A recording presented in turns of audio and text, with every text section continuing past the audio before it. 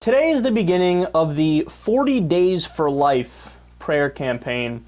It's a gathering of protesters who will pray outside of Dr. Tiller's former abortion clinic. Of course, Dr. Tiller is the abortion doctor who was murdered by pro-life activists. Note that irony. Well, it recently reopened. His clinic closed, now it's reopened. And this campaign is the 13th of its kind, and its goal is to dissuade women from having an abortion.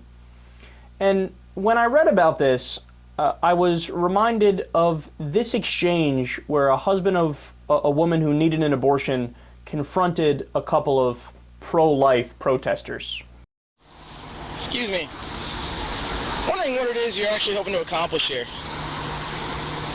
We're trying to make it Not invisible. Well, I'll tell you what, I just walked in with my wife. We were trying to have another kid, and you know what? 1 in 100,000 fatal demise, a congenital deformity. So you're yelling at my wife for doing nothing wrong than having a nearly dead baby inside her? And that's what you're gonna do? Oh, that's not what you're here for? It's what you just did. You're sorry? Do you think maybe you want to ask before? You're just yelling at random people, and you have no idea what you're doing to them. And you know what? It's despicable. It is despicable. Come to what place? Because of people like you, no one wants to perform these anymore. Because you make people who are already upset on the worst day of their lives feel even worse. So there's really not a whole lot of places to go anymore. My wife should be cared for in a hospital. She was cared for in a hospital. This is affiliated with a hospital. Well, guess what? There is a time-sensitive nature on this, and I don't want her delivering a stillborn baby, which is what would happen if we waited anymore. Let me give you guys some facts real quick so you understand exactly why these guys are wrong. 90% of all abortions in the United States occur before 13 weeks. You know what that means? You're dealing with gametes and zygotes and embryos and pre-gestation fetuses.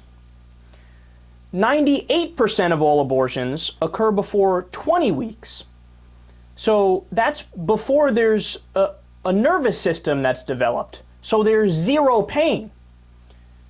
What we're really talking about here, in 98% of cases, certainly over 90% of cases, we're talking about preventing a life, not ending a life, preventing a life.